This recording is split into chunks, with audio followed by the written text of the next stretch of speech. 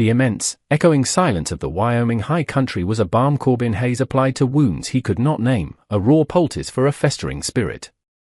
It was 1874, and the Civil War was nearly a decade gone, a closed chapter in the nation's ledgers, but a ghost that still walked beside him in the thin, cold air, its breath forever on his neck.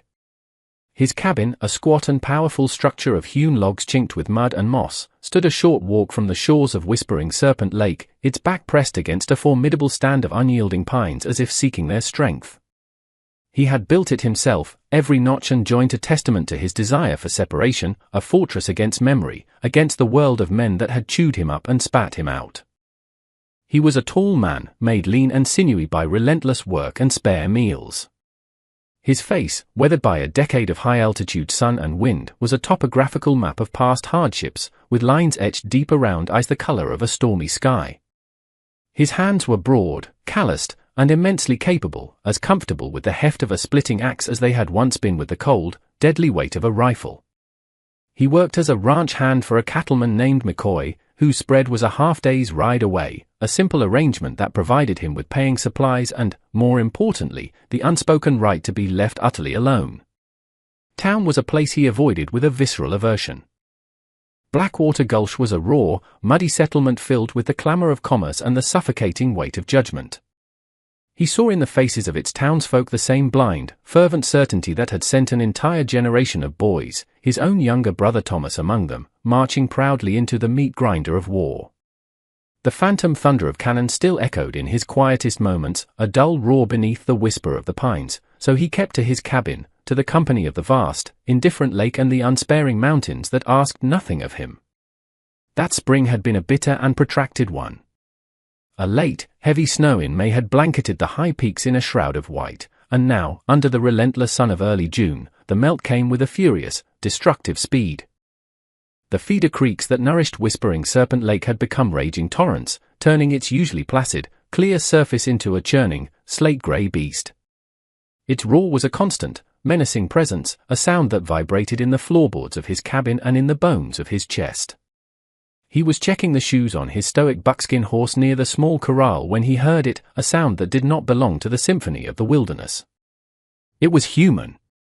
A thin, desperate shriek, swallowed almost immediately by the lake's growl, followed by another, and then a third, a chord of pure terror. Corbin froze, his head cocked, the farrier's file held motionless in his hand. For a moment, he thought he had imagined it. Another phantom from a past filled with the cries of dying men. Then the screams came again, fainter this time as the wind shifted, but unmistakable in their frantic, human pitch. His body moved before his mind had fully consented, a deep, ingrained instinct overriding years of practiced solitude. He dropped the file in the dirt and broke into a dead run toward the lake shore, his eyes scanning the violent, choppy water. And then he saw them, a flash of dark fabric and pale skin, not one figure, but three, tangled together in the skeletal branches of a great pine that had fallen into the lake, its roots ripped from the sodden earth. They were caught in its limbs, three fragile anchors in a world of violent motion, the waves crashing over them with brutal indifference. He did not hesitate. He kicked off his heavy, mud-caked boots, unbuckled the worn leather of his gun belt and let it fall to the ground, and plunged into the icy water. The shock of the cold was a physical blow, a fist to the chest that stole his breath. The undertow was a living thing, a powerful, unseen muscle that grabbed at his legs, trying to pull him down and away. He fought it, his arms churning in a powerful crawl, his eyes locked on the women. As he drew closer, battling the waves that tried to throw him back, he could see they were identical. Three young Chinese women, their long, dark hair plastered like ink to their pale, terrified faces. One had her arm hooked desperately around a thick, sturdy branch, while the other two clung to her and to each other. One of them seemed barely conscious, her head lolling with the motion of the water, her face slack with exhaustion. He reached the fallen pine, gasping for air, the frigid water burning his lungs. "Hold on," he yelled over the roar, his voice raw. He grabbed a sturdy limb, anchoring himself against the surge, and reached for them. He could see now that the leg of the barely conscious sister was wedged cruelly between two thick branches just below the waterline, trapping them all. He took a deep, ragged breath, submerged himself in the numbing cold, and worked blindly with his hands, his fingers clumsy and stiff. He felt the rough bark, the unforgiving wood, and the fragile limb caught between them. His lungs burned, screaming for air, black spots dancing in his vision. Finally, with a great, desperate heave, he wrenched the branches apart enough to free her. She went limp immediately, a dead weight in the turbulent water. Using the last dregs of his strength, he pulled them all away from the snag, one arm hooked around the conscious sister, his other hand gripping the fabric of the other two's dresses. He began the brutal, agonizing fight back to shore. He half dragged, half carried them out of the water and collapsed on the muddy bank, his chest heaving, his body racked with violent shivers. He rolled onto his side and pressed his cold, trembling fingers to their necks, one after another. He felt pulses, faint and thready, but they were there. One of them coughed, a racking, painful sound, and a stream of lake water trickled from her mouth. Her eyelids fluttered open, revealing dark, almond-shaped eyes wide with a primal, animal fear. "Easy now," he said, his voice a rough rasp.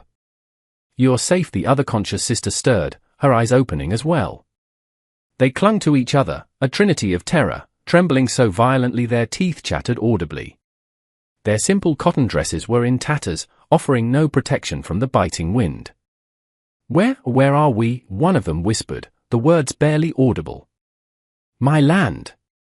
"Near Whispering Serpent Lake," he said, pushing himself to his feet, his own body shaking uncontrollably. "You need to get warm." "My cabin is close." He reached a hand down to help them. They flinched away from his touch, scrambling backward in the mud like a trio of startled fawns. "No," one said, her voice shaking but firm. "Do not take us to town, please." Her plea was so filled with a profound and absolute dread that it stopped him cold. "I'm not taking you to town," he said gruffly, trying to keep the impatience from his voice. "But you'll die of cold out here. The cabin is your only choice." They watched him for a long, agonizing moment, their dark, intelligent eyes searching his face, weighing one unknown danger against another, more immediate one.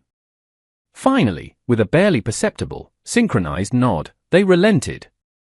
They tried to stand, but their legs gave way, buckling under them. Without a word, Corbin scooped one of them into his arms. She was lighter than he expected, a bird-bone fragility that felt alien against his own solid frame. She went stiff with fear at his touch but did not fight him. He carried her to the cabin, the wind whipping at them, then returned for her sisters, a mirror image of the first rescue, and then a third. He pushed the heavy cabin door open with his shoulder and carried the last woman inside, the small one-room space seeming to shrink around them. It was spare and orderly, a stone fireplace dominating one wall, a narrow cot, a rough-sawn table, and two simple chairs. But it was the scent of the place, wood smoke, coffee, leather, and solitude, that seemed to unnerve them the most. They were an intrusion into a sealed world, and all four of them knew it. He set the last sister down in the chair closest to the hearth. "Get those wet things off," he ordered, his back already turned as he knelt to add more wood to the fire, coaxing the embers back to life. It was a command born of blunt practicality, not cruelty. He did not look at them, giving them what little privacy the small room allowed. The silence was thick, broken only by the crackle of the growing flames and the sound of their chattering teeth. He felt a flash of deep irritation. He had not asked for this, for three half-drowned women with fear in their eyes to detonate the quiet, predictable rhythm of his life. Yet, as he listened to the soft rustle of wet fabric being peeled from skin, a different feeling stirred in him, something akin to a reluctant, dangerous curiosity. Who were they, and what in God's name were they running from that was worse than a storm-tossed lake in the high country? He finally allowed himself to look over his shoulder.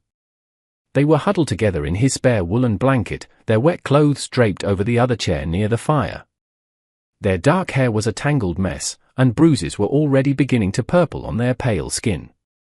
For the first time, he could see them clearly. They were not just similar, they were perfect reflections of one another, three faces cast from a single, delicate mold. "My name is Corbin Hayes," he said, his voice low, breaking the tense silence. One of them looked up, her dark eyes meeting his for the first time without immediate, flinching fear.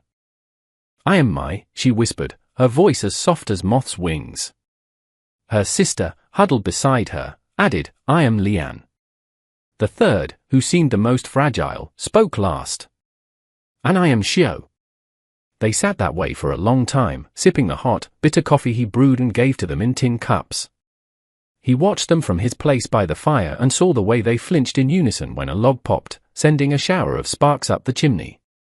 They were wound as tight as clock springs, burdened with secrets that radiated from them like a chill. As dusk settled over the valley, casting long shadows into the cabin, an awkward and unavoidable tension fell between them. There was only one cot. "You take the bed," he said, his tone leaving no room for argument. "I'll sleep by the fire." They nodded, their eyes downcast, their gratitude and fear warring in their expressions. He laid out his bedroll on the rough plank floor, keeping his back to them as he settled down. He was acutely, uncomfortably aware of their every movement, the soft rustle as they moved to the cot, the whisper of their voices in a language he didn't understand. He stared into the dying embers, willing sleep to come, but his mind was agitated, roiled by their presence. The cabin felt impossibly small, the air charged with a strange, unwelcome intimacy. He had built this place to be empty, and now it was full to bursting. He heard one of them move behind him, the soft pad of bare feet on the wooden floor. Her voice came out of the darkness, a trembling whisper. "Mr. Hayes." He did not move, did not turn his head. "What is it?" There was a long, heavy pause. He could hear the unsteady, shallow rhythm of their breathing. "Sir," another voice came, this one belonging to Xiao, even quieter than the first. "Do you want to look at us?" The question hit him like a stray bullet, stunning the air from his lungs. He remained frozen, his back to them, every muscle in his body tense. Then Mai's voice, the quietest of all, joined her sister's, delivering the final, devastating blow. "Will you stay if we undress?" In those words, he heard the echo of 100 sordid transactions he could only imagine. He heard the shame, the resignation, the awful, hollow bartering of women who had been stripped of everything, with nothing left to sell but their own bodies. They were offering him a payment for their rescue, for the coffee, for the shelter of his roof.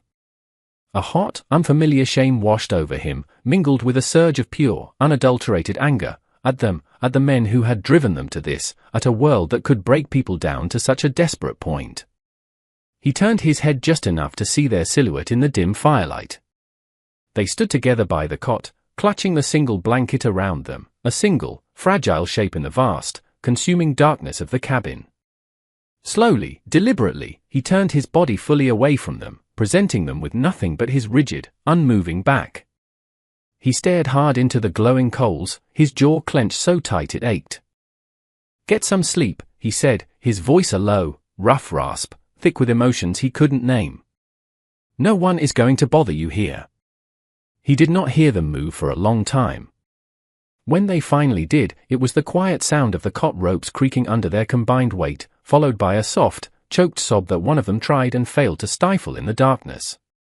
Corbin Hayes lay on the hard floor, listening to the sound of their weeping and the unabated roar of the lake, feeling the first, hairline crack spread across the frozen walls he had so carefully built around his heart. The night's raw, terrible confession hung in the air between them, a poison and a prayer, long after the fire had died to grey ash. The swollen lake and washed-out trails made travel impossible for the better part of a week, trapping the four of them in a world no bigger than Corbin's small plot of land. The sisters, it turned out, were not women who could abide idleness. A strange, unspoken rhythm soon developed between them. They cooked and cleaned with a quiet, startling efficiency, transforming his Spartan bachelor's cabin into a place of surprising order and warmth. Their hands were always busy, mending his worn shirts with tiny, perfect stitches, tending the fire, or preparing meals from his simple stores that were far more flavorful than anything he ever made himself. They spoke to each other constantly in low, rapid Chinese, a language that was as foreign and mysterious to him as their past. Little by little, in fragmented, hesitant English, their story emerged. It was a common enough tragedy in the West, yet felt unique and horrifying in its particulars. Their father had come from across the ocean to work on the Transcontinental Railroad, a man chasing a dream of gold mountains and a better life for his family. He had died in a rock slide a month ago, leaving them orphaned and, they discovered, deeply in debt to the cruel and predatory camp foreman, a man named Gideon Croft. Croft had claimed that their father's debt now belonged to him, along with all his meager possessions, including, he made chillingly clear, his daughters. They were property to be collected, an asset to be used as he saw fit. They had packed what little they owned, a few sentimental trinkets and some spare clothes, and fled in the dead of night, hoping to reach a larger town and disappear. They had tried to cross a narrow, northern arm of the lake in a stolen rowboat, only to be caught by the sudden, violent storm. Corbin listened, his face a granite mask, his stormy eyes fixed on the fire. He knew the kind of men who ran labor camps. He understood the casual cruelty, the utter lack of law or mercy that prevailed in such places, far from the eyes of civilization. As they spoke of their fear, of the leering way Croft had looked at them, he found himself speaking of his own. He told them of the war, a subject he hadn't broached with another living soul in almost 10 years. He told them of his brother, Thomas, a boy with a bright, easy smile, who had died of dysentery in a filthy camp in Virginia without ever seeing a real battle. He told them how he'd come back to a home that no longer felt like his, to a future that had vanished. He told them how he'd come west to lose himself in the vast, uncaring wilderness. Their confessions hung in the quiet air of the cabin, a bridge of shared ruin built between them. For the first time, Leanne, and Shio looked at him not as a savior or a potential threat, but as a man who understood the universal language of grief. Their companionship became a thing of quiet spaces and unspoken understanding. A silent language grew between them in the way he began leaving a bucket of fresh, clean water for them by the door each morning, and the way they always left a hot cup of coffee for him on the hearth before he woke. For the first time since the war, Corbin felt the sharp, jagged edges of his solitude begin to soften and wear smooth. Their presence was a low, steady warmth against the persistent chill of his memories. But with this growing comfort came an unwelcome and dangerous attention. One hot afternoon, he returned to the cabin from checking a fence line and saw them down at the lake's edge, the water now calm and clear. They were washing their long, black hair, the sunlight filtering through the cottonwoods, dappling their skin. It was a simple, innocent act, but watching the three identical figures, their graceful movements, the way the water sluiced over their shoulders, Corbin felt a powerful, visceral jolt of desire. It was so sharp and unexpected that he turned away abruptly, his heart hammering against his ribs, deeply ashamed of the thoughts that had risen so easily and unbidden. They were survivors. He had sworn to protect them. They were not for him to want. The outside world intruded on the fourth day. From his porch, Corbin saw a rider coming from a long way off, a dark speck moving slowly along the trail from the direction of Blackwater Gulch. A flicker of shared panic crossed the sisters' faces. "Who is that?" Mai asked, her hand instinctively going to Leanne's arm. "Just a hand from the ranch, likely," Corbin said, his voice more confident than he felt. "He won't bother you." But as the rider drew closer, Corbin's gut tightened into a cold knot. It wasn't one of McCoy's ranch hands.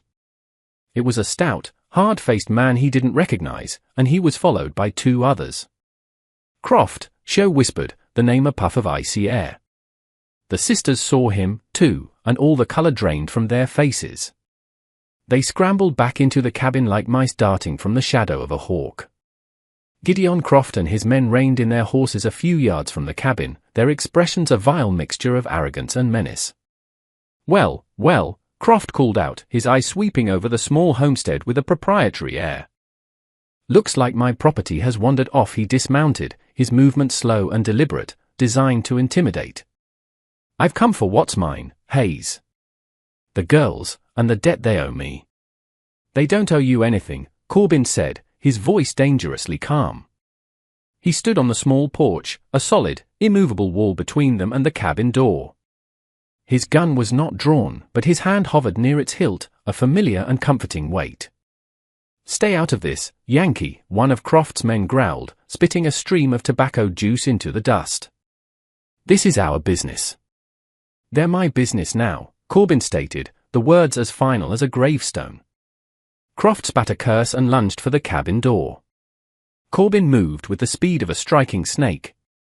He shoved Croft back hard with one hand and drew his Colt pistol with the other in a single fluid motion.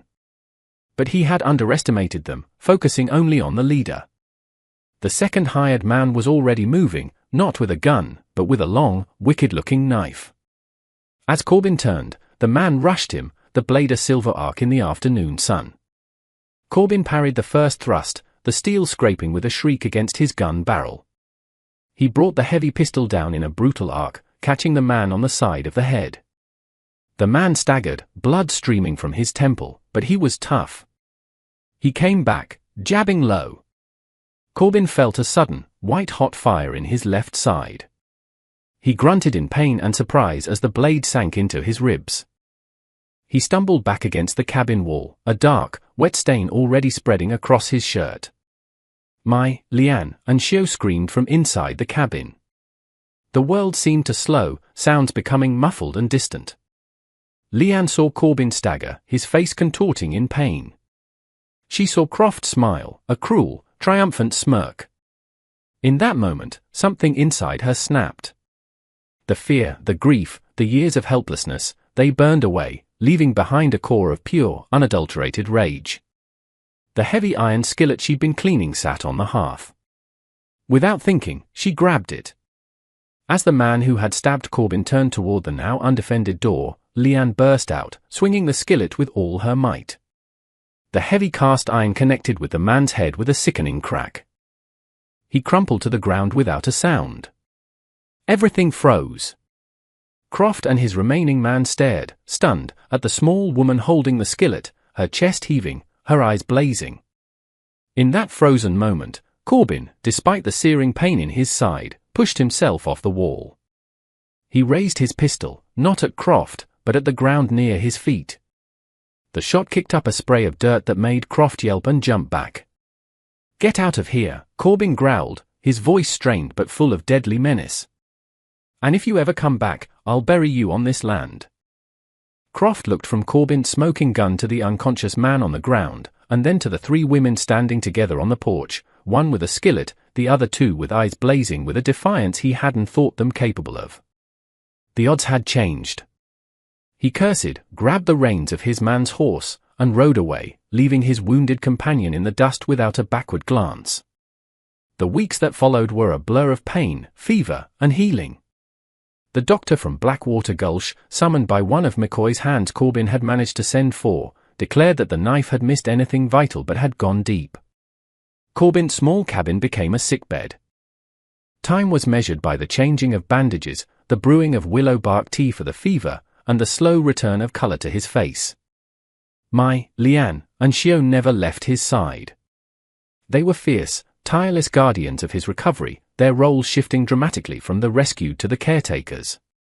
In this crucible of shared vulnerability, the last of their walls crumbled. He was no longer just the strong, silent rescuer, and they were no longer fragile, helpless victims. They were a man and three women bound by a shared, bloody fight for survival. In the long, quiet nights, when the pain was worst, they would sit beside him on the narrow cot, their warm presence a comfort against the agony. It was in these dark hours that his own ghosts came for him. The war, which he had kept locked away in a dark cellar of his mind, broke free in his fevered dreams. He would cry out in his sleep, his body thrashing against phantom enemies. "Thomas," he would shout, his voice thick with an old, unhealed agony. "I'm coming, Thomas!" They did not try to wake him. Instead, they would lean close, their voices a lifeline in his sea of memory. "You are not there, Corbin," Mai would whisper, her hand on his forehead. "The war is over." "You are here with us," Liane would add, her voice soft and soothing. "You are in Wyoming." "You are safe," Shio would finish, describing the room around him, the pattern of the moonlight on the floor, the weight of the quilt, until the tension left his body and he would quiet, his hand often finding one of theirs in the darkness and clinging to it as if to an anchor. They were calming the ghosts that had haunted his solitude for a decade. His physical strength returned with agonizing slowness. One afternoon, he took his first few shuffling steps to the window, leaning on Mai and Shio for support.